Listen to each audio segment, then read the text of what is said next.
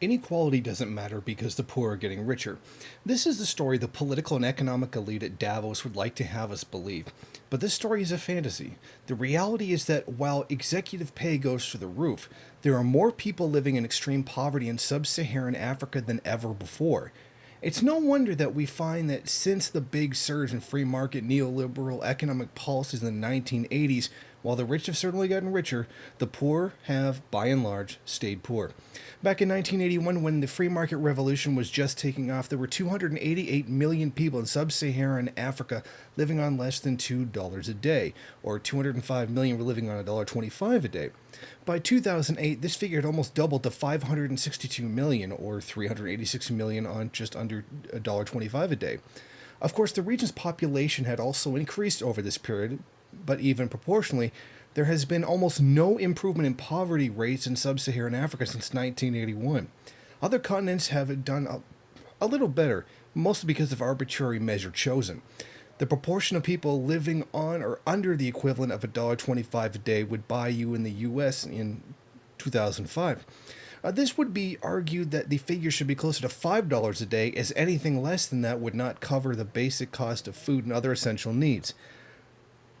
Changing this poverty line radically changes the picture. So if you take a poverty line of $1.25 and fell 27% between 1981 and 2005, you have a more realistic poverty line of $2.50. The number of people in poverty actually rose by 15% over the same time. In fact, the vast majority of fall in global poverty since 1981 has come from China, a country that, despite engaging in its own very state form led of capitalism, has not followed what the World Bank free market policies prescribe.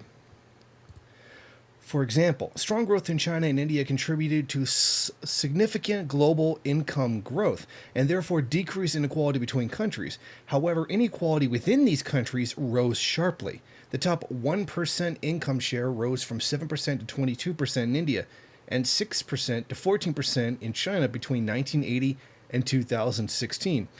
Poverty is a lack of power, and a lack of power is a direct consequence of others having too much power. Ultimately, too much control over resources. Wealth comes from the exploitation of people and the planet's resources. This is why even well-intentioned plans to make the poor richer are doomed to failure if they ignore the questions of power. Helping the poor to buy more products or rent more resources from the rich might provide short-term relief, but in the long term will reinforce the unequal relationship between the two. Just as 19th century American slave owners who decided to treat their slaves better missed the real injustice they were perpetuating. Now, having said all of this, I would like to let you know that I will be having an interview with Marxist economist Alan Freeman. Now, he's done a great deal of work describing global poverty and inequality between rich countries and poor countries, and he will be able to go in much more detail on this when that interview has been concluded. Thank you for watching. If you like this program, then please head over to my Patreon page and set up a monthly donation. It's your donations that keep this program running. Also, if you would like, please rate, comment, subscribe, and share in various social media.